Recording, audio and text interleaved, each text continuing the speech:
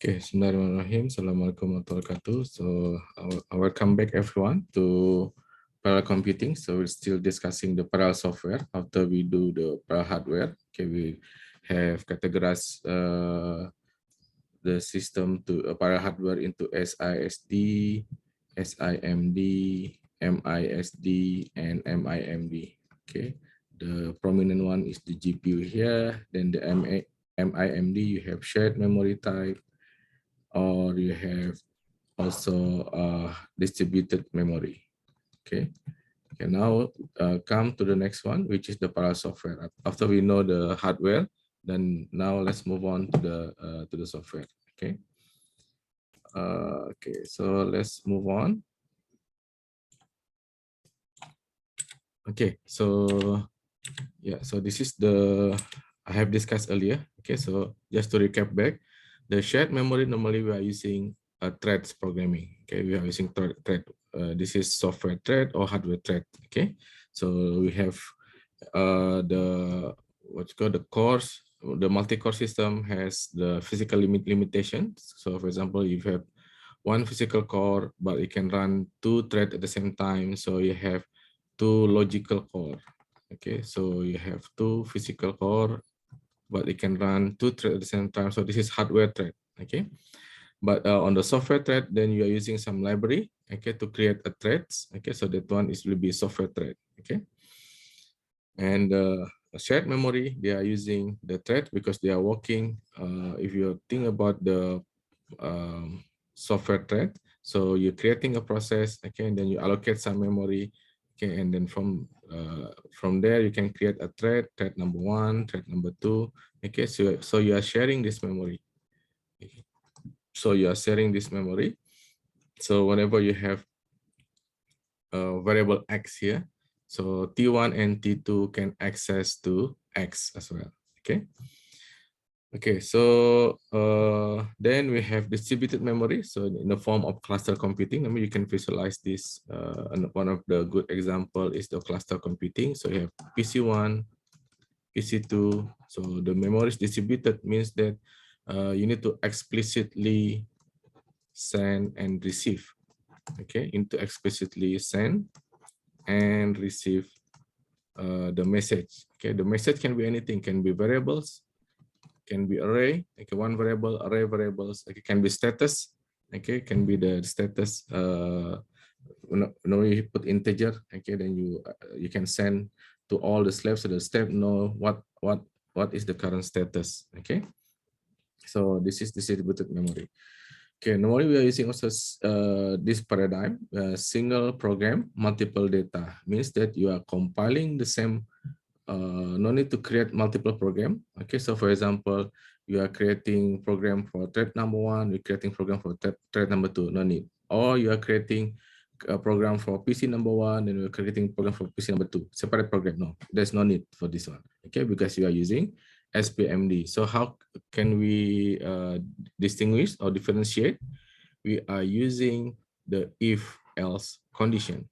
Okay, so within the same program, I will know, of course, you will not do that. There should be a function to identify. Okay, so my ID is, what is my thread ID, for example. Okay, you have the function like this.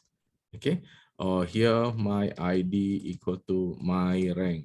Okay, in the case of distributed memory, for example. Okay, so the library, whether you have thread, you're using the thread programming library or you're using message passing library, okay, you have a function to identify you are on which thread, you are on which PC, on which process. Okay, you can put here as with process as well. Okay, so that you can put, if I'm this thread, then do this one. If I'm not that thread, then do another one. Or you can put also process. Also, this I need to put here.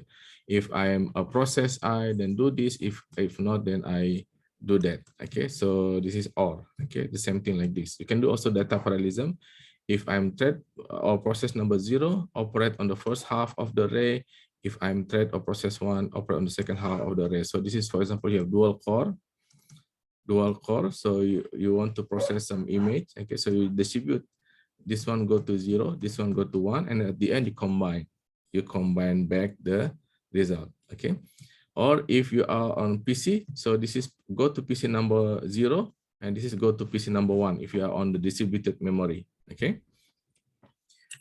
Okay, so let's move on. In the case of distributed memory, then you need to send this one first. Okay, so what happened here? If you're in the case of if process or distributed memory, you have PC1. Okay, so you have PC1 here.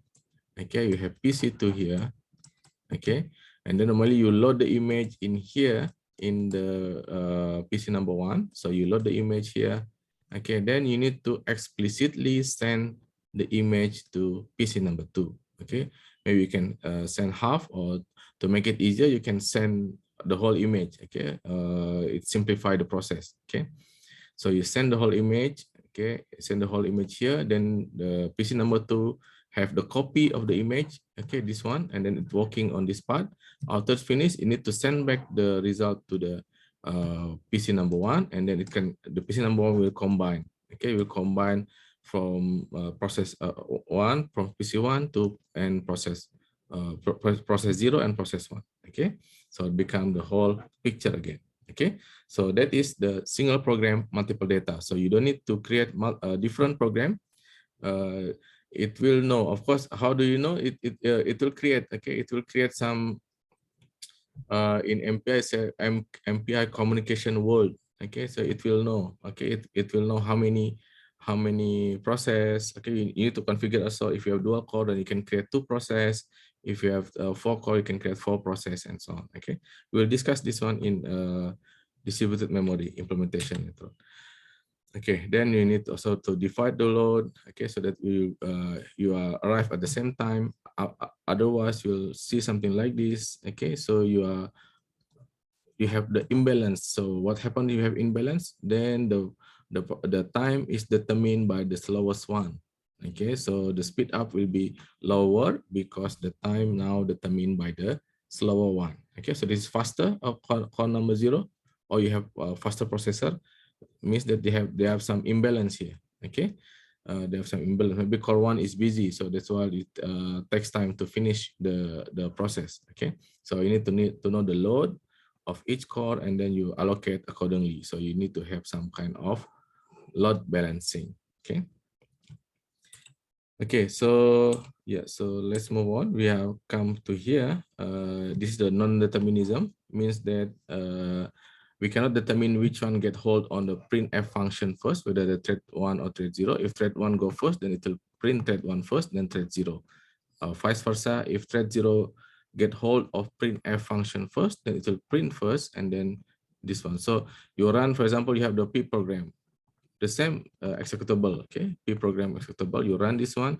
First you got this one, second you got this one. Or you can also get this one again, this one again. Okay, then you have this one. Okay, so this is non-determinism. You cannot determine which one goes first unless you put some condition. Okay, you put some condition. Okay, you need to put the condition that the master will do first. Okay, the master will do first, but it will be complicated. Okay, because and then we don't need to worry, as long as we get the result, it doesn't matter. Okay, because there's some identification, and this is the result. There's some identification, there is a result. Okay. Okay, so let's move on. Yeah, so the non-determinism also can create a program error. So we have discussed this one because of the rest condition. Okay, then the outcome depends on which thread will lose the rest. So the last one will have the value. Okay, the last one will have the value. Remember that whenever you have shared memory, okay, you have read and write. Okay, reading is no problem. Okay, but when you are writing, you are updating the variables, then this will become problem. Okay, if 2 threads want to update the same things, x here x equal to 1, here x equal to 2, it depends who get the variable x the last. Okay, if you go t1 t2, what happened? Then x will be 2. Okay, if you are t2 t1, what happened? Then x will have the value of 1. Okay, because T1 is the last one. Okay, so that's why the loser takes all. Okay, the loser takes all. Okay, not the winner, but the loser. Okay. So that's why in this case, then we need to have to avoid the rest condition or data rest, we need to have the critical section. But remember that the critical section is the serial part. Okay, it means that you cannot do concurrent. Okay, means that it will increase computational time. Okay, you want to speed up, but this one will decrease the speed up. Okay, so the critical section will decrease the speed up, but this is important, okay, because you don't want to have undefined behavior. You don't want to have different result. For example, as I mentioned earlier, you have Microsoft Word, you have PowerPoint, half of the page you get from Microsoft Word, because this is not critical section. You don't protect the printer, for example. Okay, so this is protect and unprotect. Okay, means that if Microsoft Word get hold of the printer, let Microsoft Word print first all the page, and then after it's finished, then the PowerPoint can continue. Otherwise, you'll have the mixed printed output. Okay. Okay, so let's move on. Yeah, we come to the thread safety. Because of the static local variables mean that you are like a sharing variable. So this is later on we will use Julia. So this one will be taken care of.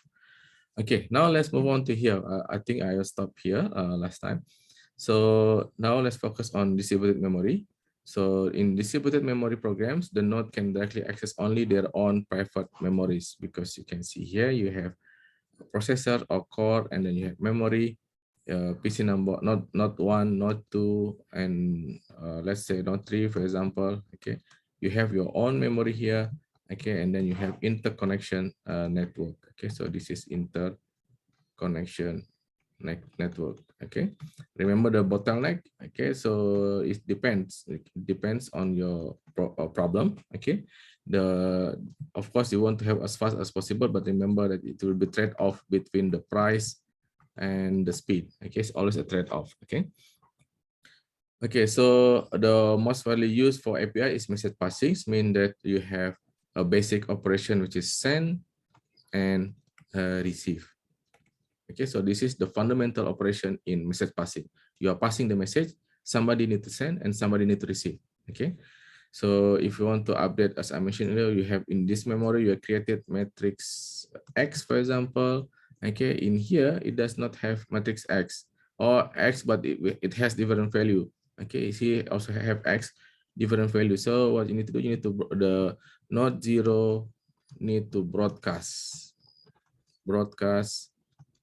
variable X, okay, into broadcast variable, means that it needs to send to node 1 and it needs to send to node 2, okay, 0, 1, 2, okay, and then the all will have the copy of variable X. Okay, so that's how it works. Okay, you need to send, okay, you need to send and then you need to receive, okay, because it's not a shared memory. And also and this is using process, so you're creating a process here, you are creating process 0 here, you are creating process 1 here, you are creating process 2 here. Okay, means that if you are compile, you have pprogram.c, okay, and then you compile into pprog. Okay, so you need to compile using MPI C compiler, for example. Okay, and -o pprogram, okay, pprogram.c, for example, for compilation. Then after that, you need to run also MPI run number of process, for example, 2 and pprogram. Okay. Okay, so yeah, so that's one. Okay. Okay, so let's move on. Okay, so yeah, so let's move on. So then this one also can be implemented as in shared memory hardware. Okay, so this one also can be implemented in shared memory hardware. Okay, by creating what? Creating process. Okay, it doesn't matter. So means that it will not be shared anymore. Okay, so you have C, for example, you have core number 1, core number 2. Okay, you have core number 1, core number 2, both accessing the same memory, but they have different process, so that you have variable X here for core number 0, and variable X here for core number one.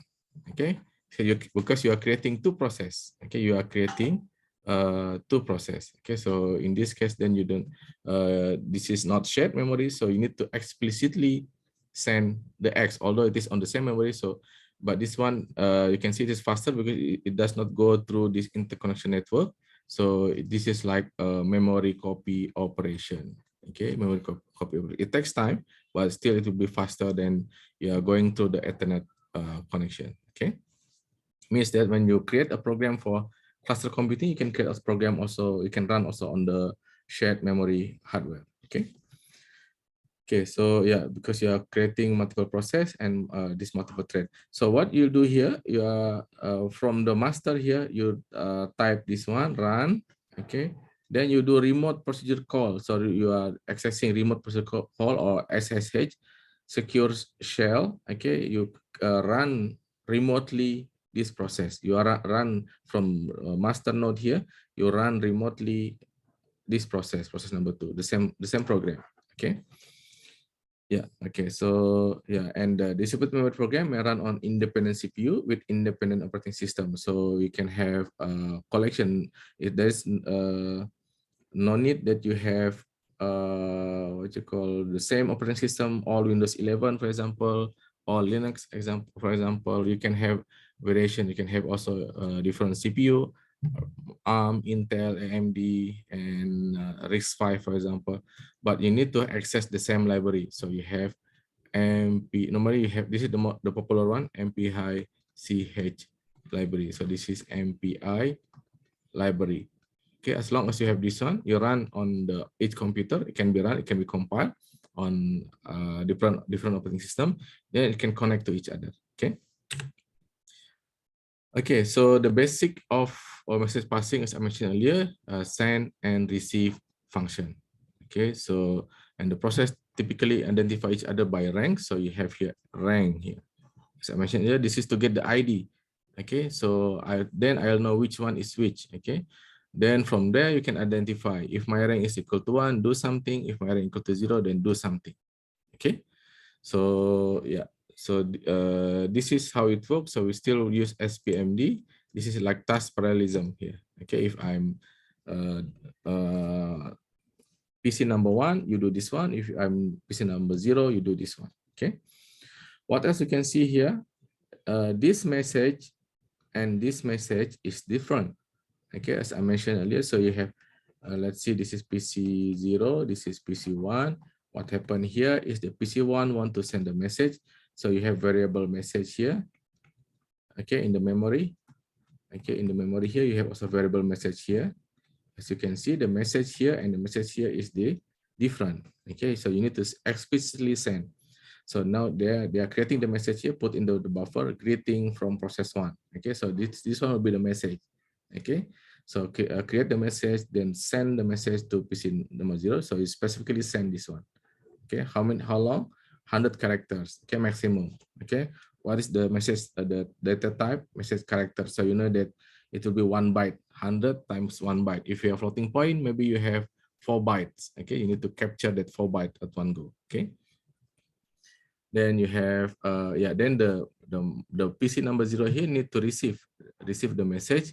So this one is blocking. So you cannot move on to here. You cannot move on to the next line of code until you have received this one. Okay. And then this one also cannot move on until it get the acknowledgement from PC number 0 that yes, I have received your message. Okay, then it can go out from this loop here. Okay. So the two processes are using the same executable but carrying out different action. So message refer to different blocks of memory on the different process, even on different computers. Okay, and finally note that we are assuming that process 0 can write to standard out. So it means that what happened here, here, PC 0 is connected to standard out. So you can see the message here, greeting from process 1. Okay, you can see the message there. Okay. Okay, and typical message passing API also provide a wide variety of additional function. The easiest one is the most popular one, also broadcast, means that you want to, like I mentioned earlier, so you have variable X or one image file that you want to process and want to distribute into 4 computer, for example, then you need to broadcast. Broadcast has like this. Okay, so you need to broadcast. So from one PC, then you broadcast to PC number 1, PC number 2, PC number 3, and PC number 4. So this is broadcast. Okay. The opposite of broadcast is you do reduction. Okay, reduction means you can do averaging. Okay, you can do also some summation. Okay, averaging, summation, maximum, minimum, or any other things. Okay, so you averaging means here from these 4 metrics on different computers. So you average into one value. Okay, depends on the what you call the function that you want to do, whether it's the averaging, summation, maximum, minimum, or other things. Okay, so this is called reduction. Okay, this is reduction. Okay. Okay, so let's move on. Yeah. So let's see one-side communication, whether possible or not. So in message passing, one process must call a send function, and the send must be matched by another process call to a receive function.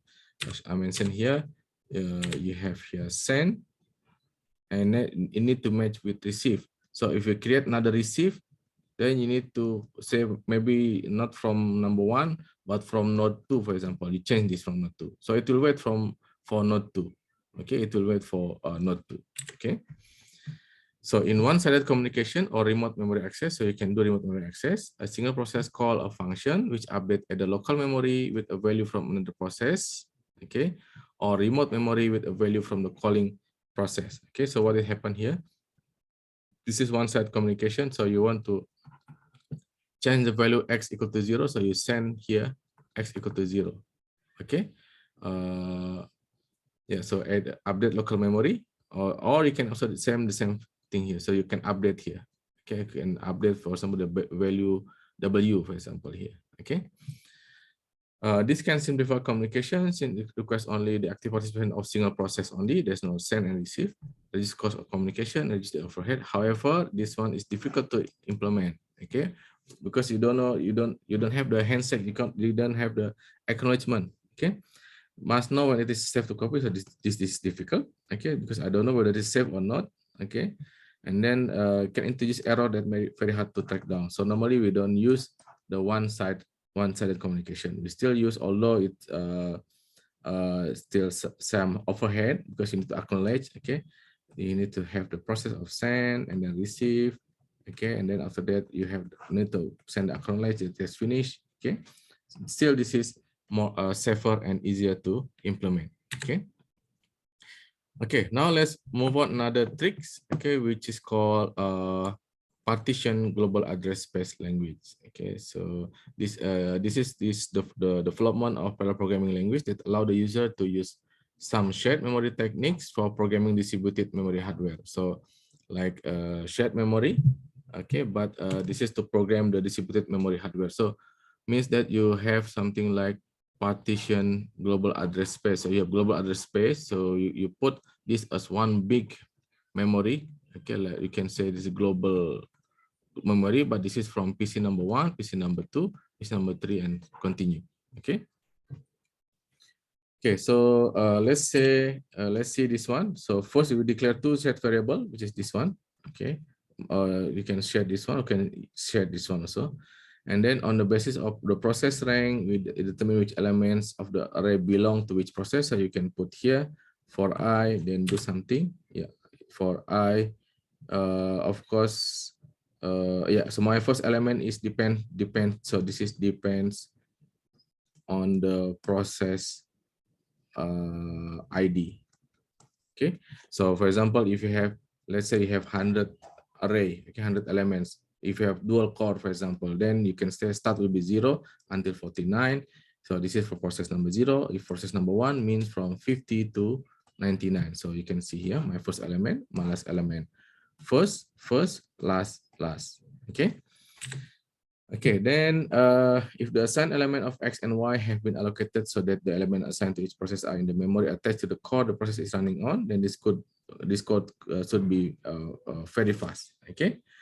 However, if the other way around, if all X is assigned to core number 0 and Y is assigned to core number 1, then the performance is worse because you need to refer to remote memory. Means that you cannot directly run this one. You need to fetch and copy to the local memory. Okay.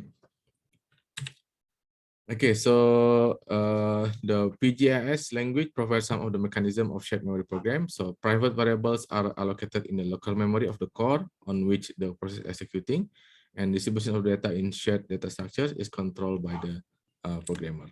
Okay, so let's move on. So there's a trade-off. Okay, so normally we go back to try to simplify, but it also complicate the other things. Okay, so normally we go back to the shared memory programming and pure distributed memory programming. Okay, so let's move on now to the GPU. Okay, what happens to GPU? As you can see from here, the GPU, this is the CPU. It has its own memory. Okay, so yeah, so you have memory here. Okay, can connect that also to GPU. Okay, and GPU has its own memory as well. So this is VRAM. Okay, video memory. Okay, so the GPU are usually not standalone process. Okay, so programming GPU also involves writing code for the CPU host system. So this is called host. Okay, which run on, and this is called device. Okay, in the NVIDIA programming term. So this host and this is device, which run on ordinary CPU. Okay, so the memory for the CPU host and GPU memory are usually separate, as you can see here. This is separate memory. Okay. The code that run on the host allocates and initialize storage on both the CPU and GPU. Okay. Then the GPU programming is really heterogeneous programming, since it involves programming two different types of processor, the CPU as well as GPU. Okay, this is called host and this is called device. Okay, and furthermore, the GPU itself has one or more processor, not one. Normally they have more. Okay, more processor. Okay, so each processor is capable of running hundreds of or thousand or threads. So the difference here, remember that in CPU, normally they have one logical core, one physical core can run two threads at the same time, so become two logical core. Okay, here you have one core, okay, and then you have 1,000 or 100 logical cores. Okay, and yeah, so that's the benefit of C, but of course the controller still will be put on the CPU. Okay. Then we have the processor share a large block of memory, but each individual processor has a small block of much faster memory. So this is programmer managed cache. Okay, so in the video memory, so you are divided.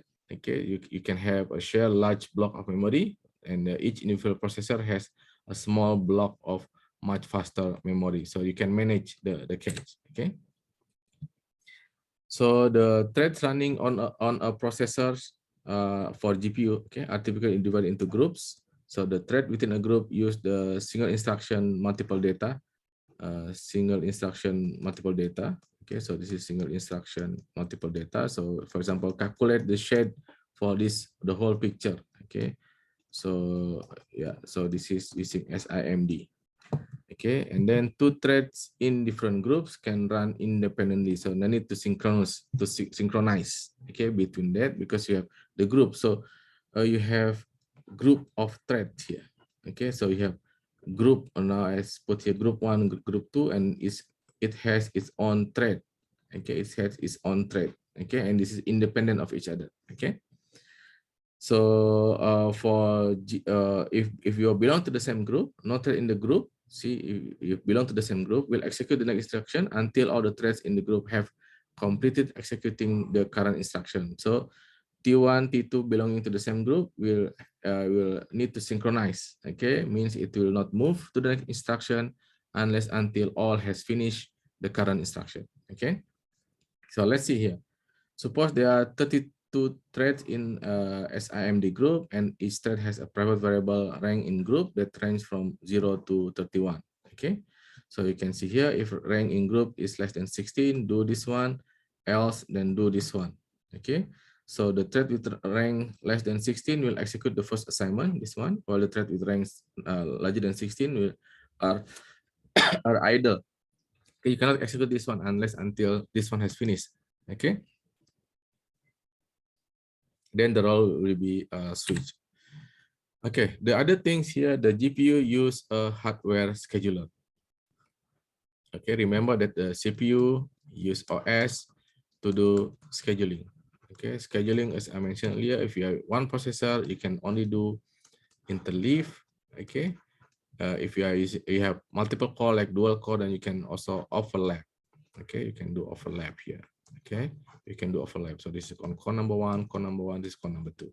Okay, and this is using the OS. This is software scheduling. Okay, this is software scheduling. While the GPU use hardware scheduling with very little overhead because this is implemented in hardware. Okay.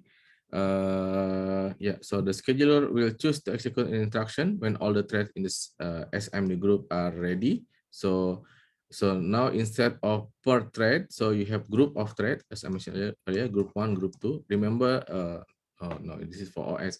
So you have here the ready queue, and then you have execute here. This is running. Okay, running.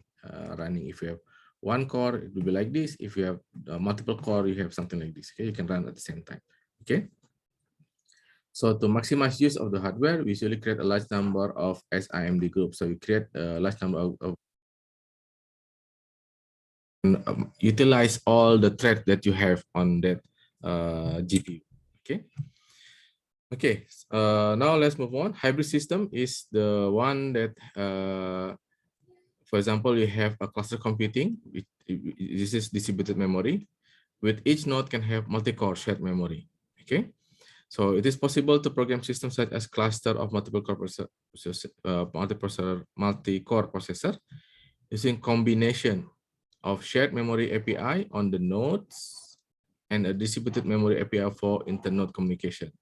But this is only done for programs that require the highest possible level of performance. Okay, you want to squeeze the performance because the programming more difficult. So there's always a trade-off, whether you want to have the ease of programming, or you want to have the performance. Okay, if the benefit is not that much, maybe you can go to ease of programming because easier to maintain, easier to debug, and so on. Okay.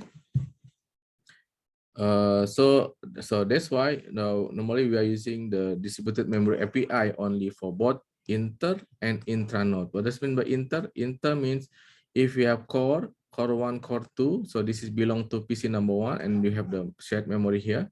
Okay, so this is belong to PC number 1.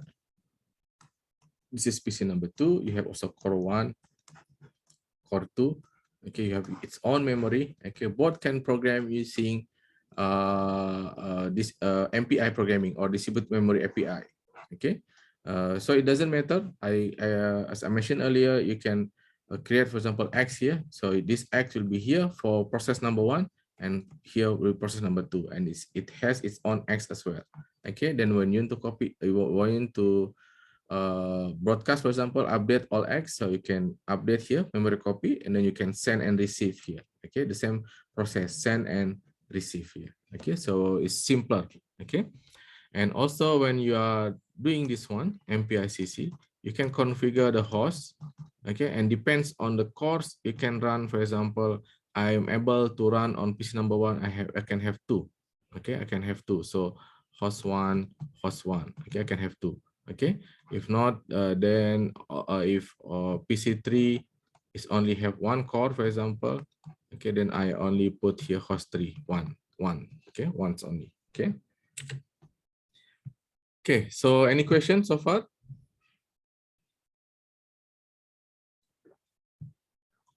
Brother Nazri, Sister Nazira, or from UIE? Any question?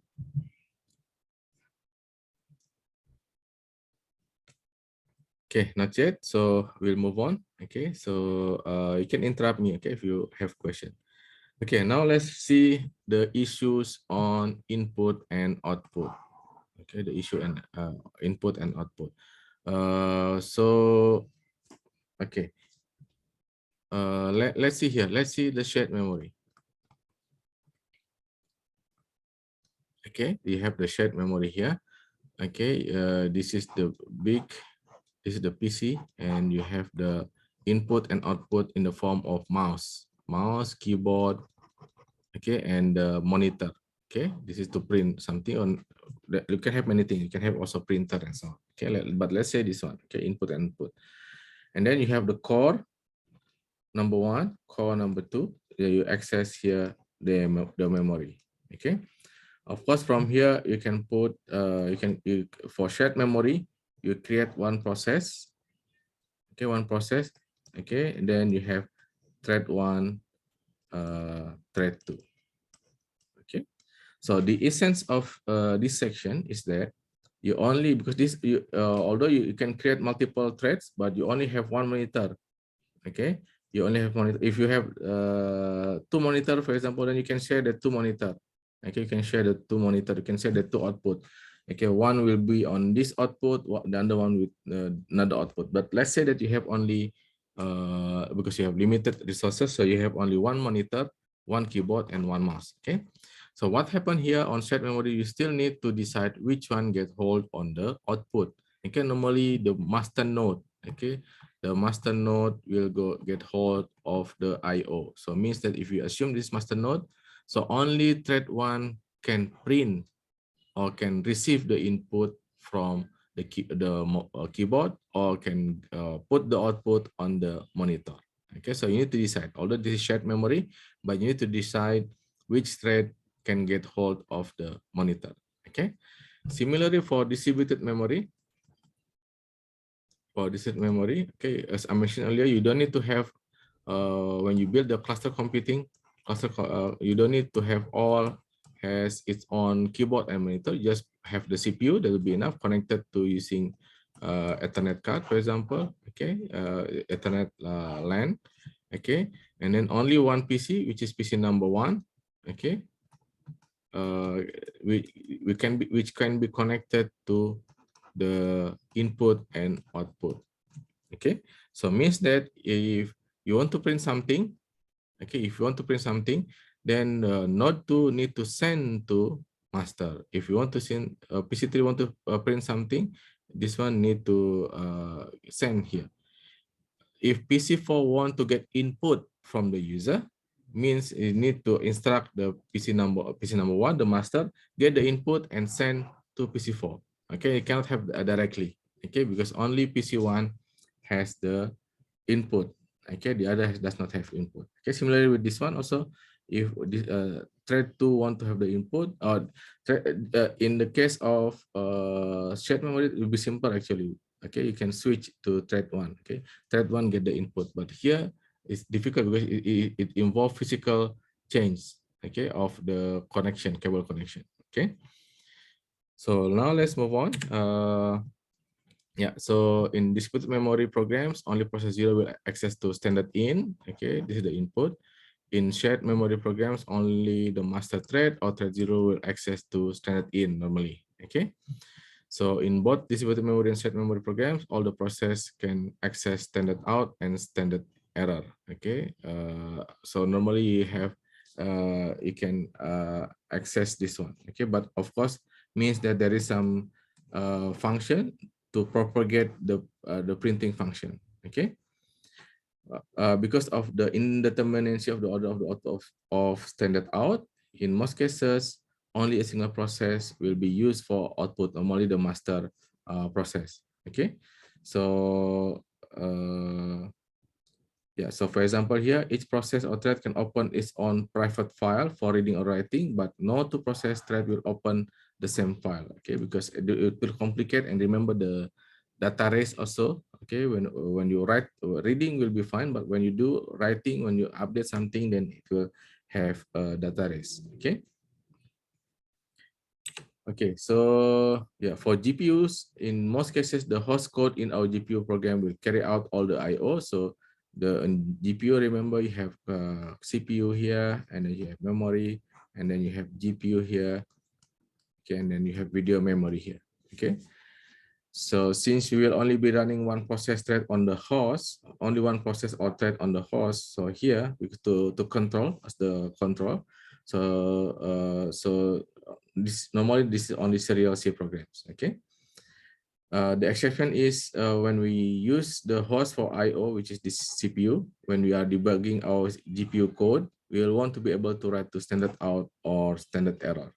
Okay, so each thread can write to standard out, but the order of the output is also non-deterministic. Okay, but no GPU thread has access to standard error, standard in, or secondary storage, so it cannot access the hard drive directly. So you need to go through CPU, and then it will copy the result to the video memory. Okay. Okay, now let's move on. So that will be standard input and output. Okay, now let's move on also the interesting topic in this chapter. So I will stop here after we finish this section. Let's see what does it mean by parallel performance. Okay, the idea here is if you have one thread, one CPU, you produce 1 second, for example. You have 2 CPU, you want to have faster by twice. Okay, speed up, I'm expecting will be twice faster, and then the time will be 0.5 second faster. Okay, not 2 seconds, but faster. Okay, 0.5 second. If you have 4 CPU, for example, 4 cores, and then you want to have a speed up, expecting a speed up of 4.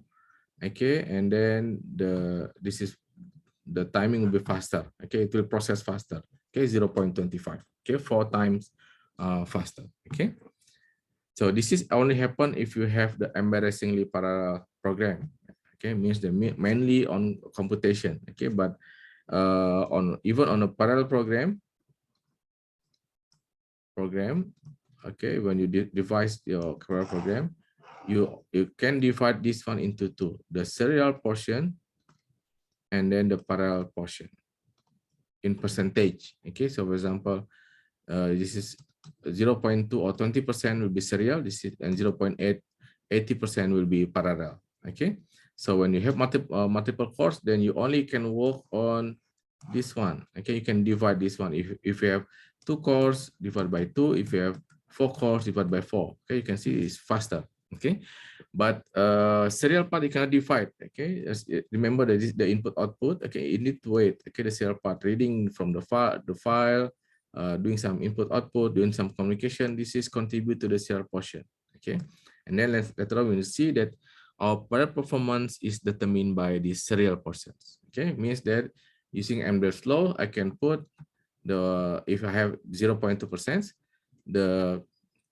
the maximum speed up that I can achieve for this case. Okay, I cannot improve the serial portion here to make it smaller. So I have here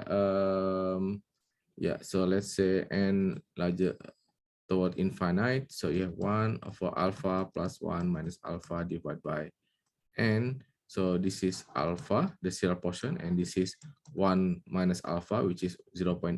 Okay, so at the end, you can see here, this is become 0 equal to 1 alpha. So this is 1 over 0.25. See? Okay, so you can see from here, if your serial portion is 0.2, then the maximum speed up is limited to 5. What does it mean? It means that it does not matter whether you have 8 cores, 16 cores, 32 cores, 64 cores. It doesn't matter because of this serial portion, the maximum speed up will be 5. Okay, the maximum speed up will be 5. Okay, so let's see it in the details. Okay. Okay, let's see here the speed up and efficiency in MIMD system. Amdahl's law. What is Gustafson law? This is if you can increase the computation, scalability, and how we do take timing of the multiple instruction, multiple data. Okay, now let's see here. If we have number of cores equal to P and serial runtime equal to T serials, parallel runtime is equal to T parallel.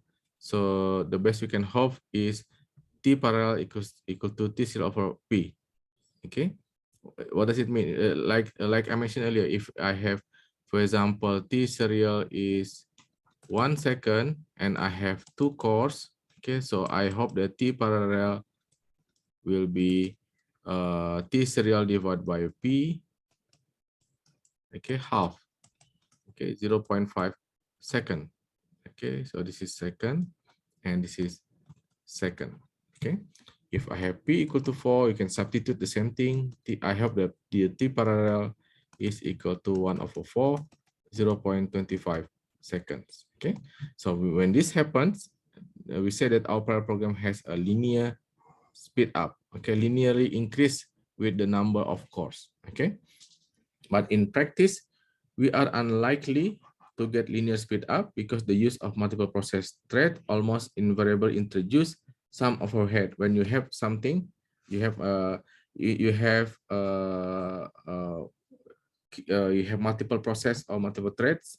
Okay, you introduce some overhead, including critical section. For example, you can for the critical section, remember that you need to have to allow only one part. Okay, so critical section is like this. Say that you are creating four threads. Okay, 4 threads.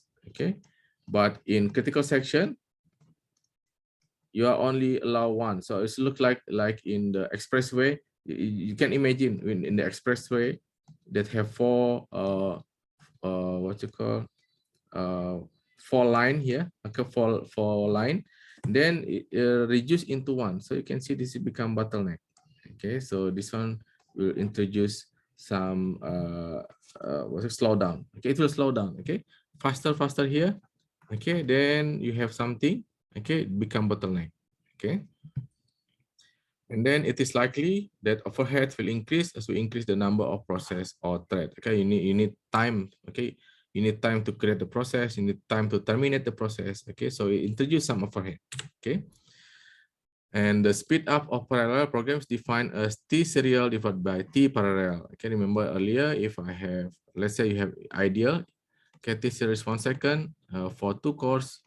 Okay, and I have 0.5, means speed up is 2. Okay. And the efficiency of the parallel program is defined as this one. So let's see if I have speed up is 2 and this is 2. So 1 means 100% efficiency. Okay, 100% efficiency. Okay. So this is like, for example here. So I have the P number of processor. Okay, number of process. Okay. So or number of cores, for example, or number of PC, doesn't matter. Okay, so you have multiple process. Okay, so one process you speed up is 1.0, 2, 1.9, 4, 3.6, and so on. Okay, so you can calculate the efficiency. Okay, this is 0.95. So 100%, 95%, 90%, 81%, 68%. So you can see as you increase the P, okay, the efficiency is slowing down. Okay, the efficiency is slowing down. Oh, sorry, not like this. The efficiency is slowing down. Okay, so slowing down like this. Okay, E, P, and E. Okay, from 1. Okay, and then slowing down there. Okay. So the T parallel, the speed up, and efficiency depend on P, the number of process or thread, and also T parallel, S, E, and T serial all depend on the problem size. Okay, so if we half and double the problem size, we get different speed up and efficiency like this. Okay, so let's see, this is the original. Okay, we have half the problem size. Yeah, so here half mean you then what you have here, this is still 1.9. How the problem size mean like this. Okay, so you have from previously you have a 0.2 and this is 0.8. Okay, then you half become 0.2 and 0.4. Okay, 0.4, but relatively you need to normalize into 1. Okay, so 0.2 become 0.4 and this is become 0.2 divided 0.9, so this become 1/3, so this become 30%. Okay, and this become 67%. Okay, so you can see the serial part is increasing. Okay, relatively serial part is increasing. Okay, and the other way around, if you increase the problem size, mean you do more computation. Okay, this is say the less computation. Okay, this is half. Okay, half means less computation. Okay, this is mean more computation. Okay, you are doing more computation rather than communication. Okay, so you can see here still 1.9 here, and then it's better. Efficiency also better here. Okay, when you have more computation. Okay, because we like the computation, but we don't like the IO operation and so on, because this is very slow. Okay, the IO will have very slow. Okay. Okay, so yeah, so this is the process and the speed up, and this is the process and this is the efficiency. So you can see speed up when half is worse. Okay, when you have double, it looks like ideal speed up. Yeah, so this is ideal speed up here. Okay, ideal speed up. Okay, it's closer to the ideal speed up. Okay, ideals mean if I have a processor 16, then I have 16 speed up. Okay, I have 16 speed up, which is not the case here. Okay. Okay, so when increase the problem size, mean more computation. Okay, the speed ups and the efficiency increase, and vice versa. Okay, it is often the case that T parallel equal to T serial divided by P, but you include some overhead. Okay, so as the problem size increase, the T often grows more slowly than T serial. So this one relatively become smaller and smaller. Okay, relatively become smaller and smaller. Okay. Okay, now let's see the M dash. How can we formulate the speed up? So in 1960, a formula for estimating speed up was derived as M dash law. It states that no matter how many processors I use in parallel run, a program speed up will be limited by its fraction of sequential code or the serial portion. Okay, which we cannot divide, which we cannot make it parallel, which we cannot make parallelize. Okay, we cannot do parallelization. Okay, so that is almost every program has a fraction. Almost every program normally they have. Okay, so reading the file, creating a matrix, okay, initializing the matrix, that will be serial. Okay, so that does not lead itself to parallelism, but the multiplication, computation, division, doing FFT, for example, that will be computation and that can be divided. Okay, they can be parallelized. Okay. Yeah, so this is the fraction of code that will have to be run. Will have to be run with just one processor. It cannot be divided. So this is give an upper bound. Okay, the one that I create. What you call short earlier. So this one is the upper bound. Okay, so limited by the serial portion of your code or sequential code. Okay. So yeah, so we can see here. Where's the yeah? So let's say here, this is the T1. You have T serial and T parallel. This part of the program that does not benefit from parallelization because this is sequential code. This one can benefit from parallelization, computation, FFT calculation, sinusoid calculation, tangent calculation, and so on. Okay. So when you have P here, the maximum will be T serial divided T parallel over P. Okay, so T serial will be kept. Okay, you cannot divide anything here. Okay, so this one larger than or equal to this one. Okay, then the speed up will be T1 over TP. Then this larger and equal become less than and equal because TP now at the bottom. Okay, so when you put here T serial T parallel T serial T parallel, so you can divide this one into here. Okay, just focus on here. Okay, you can this is the M dash law. Okay, on other port it say alpha, but it's okay, you can put here F. Okay, so this is the serial portion, and this is the parallel portion. 1 over S parallel portion. Remember that the parallel can be divided, okay, but serial cannot be divided. Okay.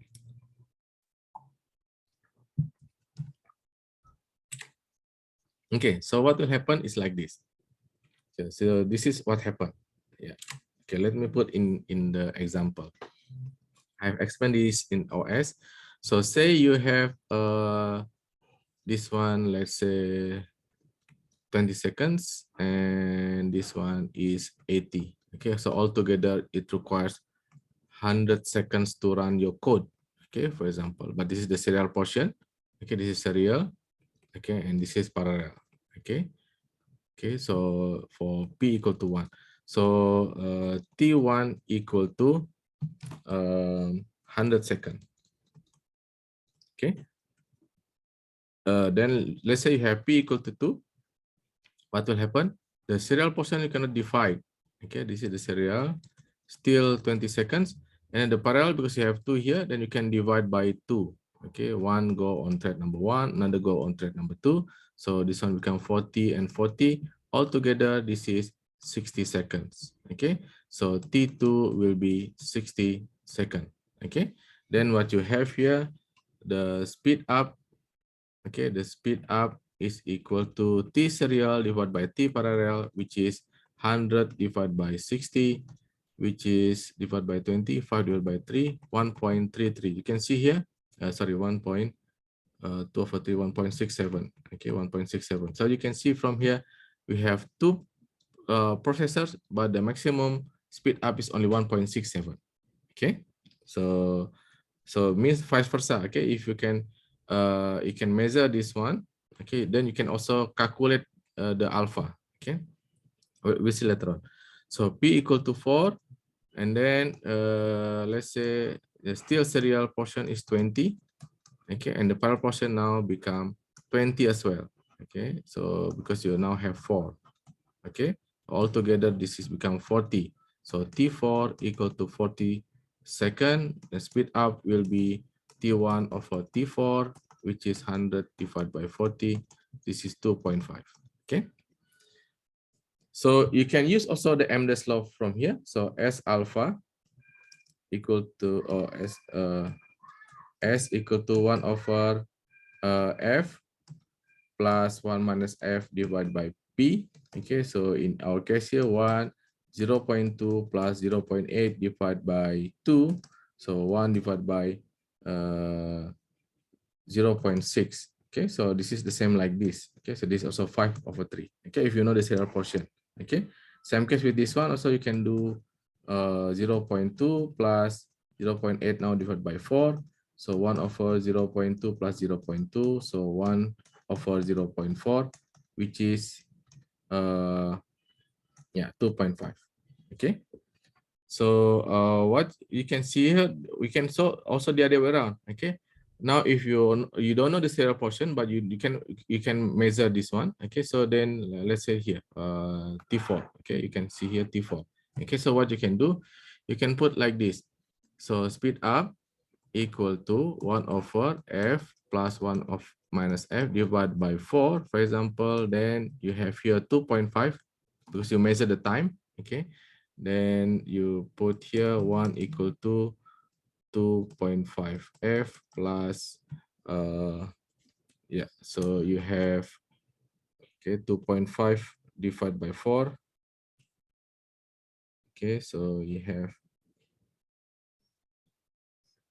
hold on, let me open my calculator. Okay, so you have 2.5 divided by 4, which is 0.625. 0.265 F minus 0.625 F. Okay, so you 0.625 minus 0.625. So you multiply this one. Okay, then you can see here this is 1.625 F equal to 2.5 minus 0.65 F. Okay, so you have 1.625 equal to 1.875 F. So you can see F equal to 1.625 divided by 1.875. Okay, so this is so you can see this will be 20%. Okay, so this one will be 20%. Okay, so this is the MDES law. So let's move on.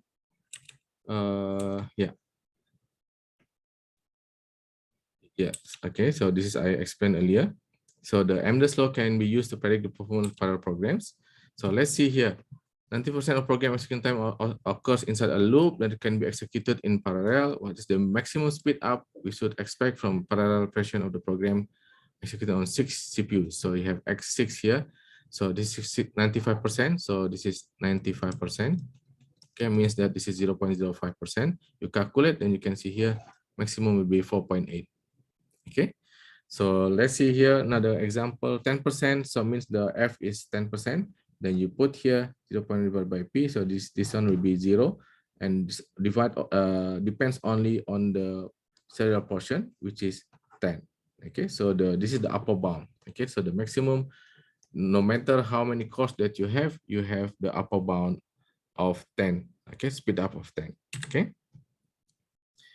Okay, now let's see here the limitation of Amdahl's law. So only applies in situation where the problem size, remember what is the problem size? The one that the parallel computation, FFT calculation, and so on is constant, and the number of processors varies. Okay, so this is strong scalability. Okay, remember this one.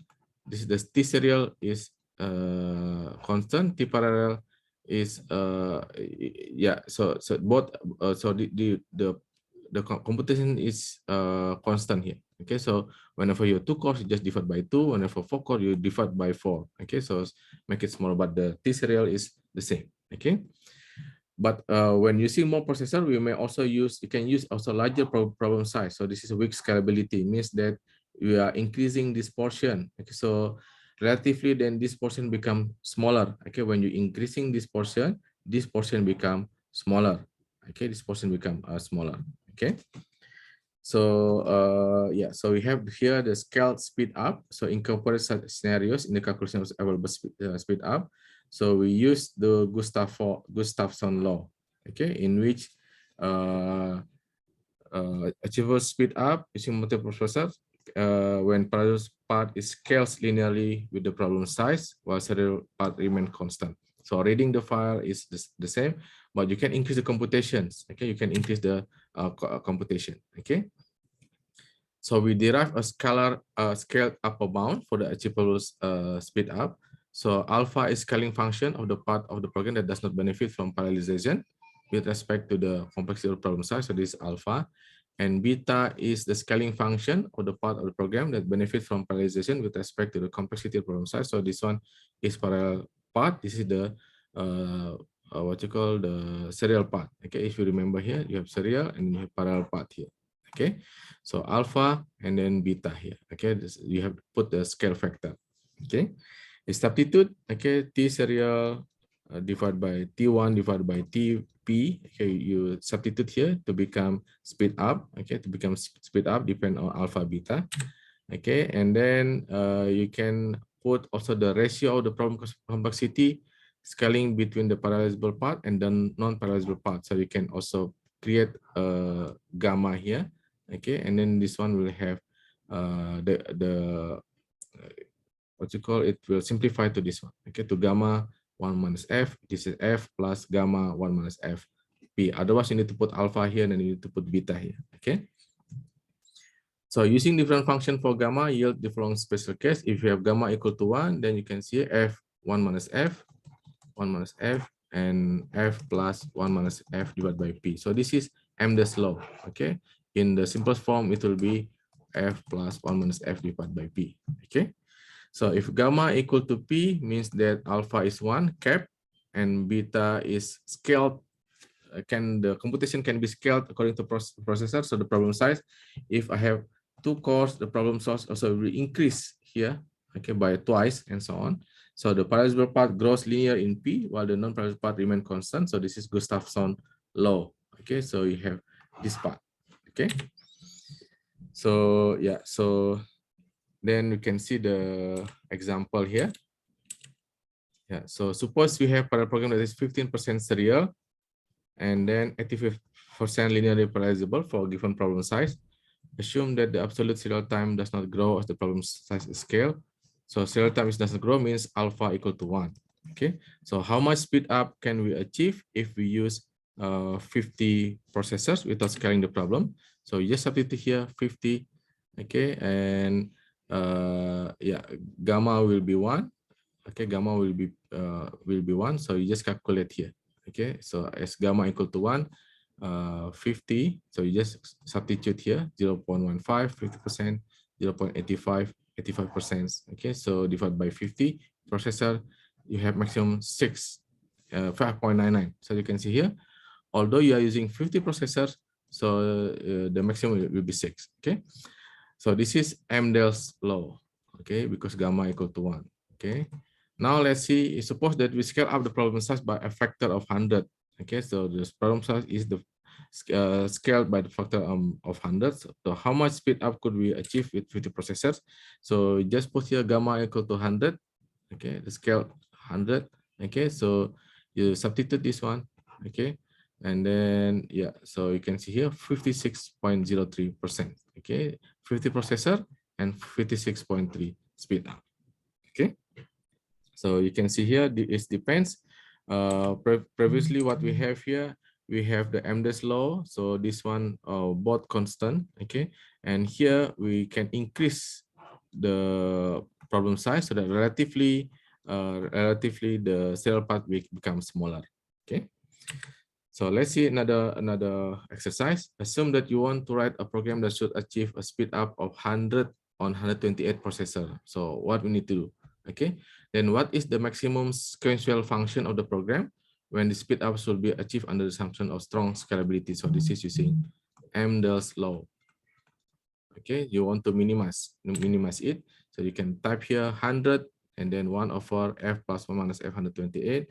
So from here you can find f is only 0.22%, very small. Okay, how can you achieve this? Means that you need to speed up your serial portion. How can you achieve this? For example, you can change from reading the file from hard drive, you can change to the fastest SSD that you can do, or you can, even the SSD is still not enough, still create a big what you call serial portion, then you can configure on RAID 0, for example. Okay, it will be faster, like faster twice.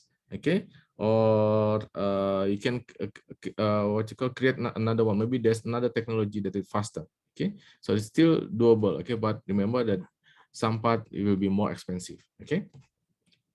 But now let's see here, what is the maximum sequential fraction of the program when the speed up should be achieved under the assumption of the weak scalability whereby gamma scales linearly. So in here means a gamma will be 128. Okay, so you can see from here, okay, only the serial portion 0.22%. But you remember that you need to increase the problem size. Okay, now let's move on. The scalability in MIMD system. So a program is scalable if by increasing the power of the system it is run on, we can obtain speed up for the program where it is run on less powerful system. So it means that scalable. Okay, so a program is scalable when you run on one core and then you can run on dual core and it's scaling. Okay, you need to have less time. Okay. In general, a problem is scalable if you can handle ever-increasing problem size so that the program has always efficiency E, okay, some efficiency. Okay, if you increase the number of processor thread and keep the efficiency fixed without increasing the problem size, then we have the strongly scalable. This is like Amdahl's law. Okay, the other way around, then if we can increase the problem size, then we have a weakly scalable. Okay, it's in the Gustafson law. Okay. Yeah, so yeah, this is similar thing like previously. Okay, so on the what you call strong scalability and weak scalability. Okay, now let's see the last part in this section is taking timings of MIMD programs. So what is time? Okay, is it start to finish? So when you create a program, run it from the beginning until the end. Okay, but normally we are usually not interested in the time elapsed between start to finish, only in some part of the program that we can make it parallel. Okay, a program segment of interest. Okay, if we are using the CPU time, no idle time will be measured. Okay, because you are means that you only measure the calculation when the program use the CPU. Okay, when the program use IO, for example, or waiting for input, it does not count. Okay, or wall clock time. So the time elapsed when between the start and finish of a section of the code that the user is interested in. So normally we use this one. Okay, wall clock time. Okay, so it include everything, includes the CPU time, even include the IO operation. Okay, yeah. So this is taking timings. So yeah, so you have here you can use MPRW time or MP get W time. This is wall time. Okay, it means you're creating the wall here between these two, and then you measure. Okay, measure the time there. Okay, So you do some computation here, parallelization, start doing some IO, start and finish. Then you can see here finish minus start. Okay. But there also may be an issue with the resolution of the timer function. For example, the duration of the shortest event that can have a non-zero time. So for example, if the resolution is 10 to the power minus 3 seconds, if your computation is very fast, like you only need very fast computation, then a program may have to execute millions of instructions, then only can measure. Okay, otherwise you cannot measure the time. Okay, so another thing is when we are timing parallel program, we need to be a little more careful about how the timings are taken. So for example, if you put here private, you need to have some blockage. Okay, so you have starting and finish, but this is also running for multiple process or multiple threads. Okay, so the result will be different. Okay, so we need to put here maybe on the master node only, and this is if master node, then do this one. If master node and then do this one, and if master node, then do the calculation. Okay, just rely on master node because you have also the issue of synchronization. Okay, you are doing concurrency, but you can see here all can start and finish at different time. So you need to measure this one and this one. Okay. Okay, so yeah, so that's why we need to synchronize all the process. Means that you put the barrier unless until all the thread reach this barrier, then you only can measure. Okay, you only can measure, and also as I mentioned earlier, you can put only on the master node. Okay, to measure the time. Okay. Okay, the last one is the GPU performance. Since the cost on the GPU are fundamentally different from conventional CPU, it does not make sense to talk about the linear speed up of GPU programs relative to serial CPU program because it has different things. Okay, so a GPU program is scalable if we can increase the size of the GPU and obtain speed up for the performance program on smaller GPU. Okay, so the GPU program is already started and finished on conventional CPU.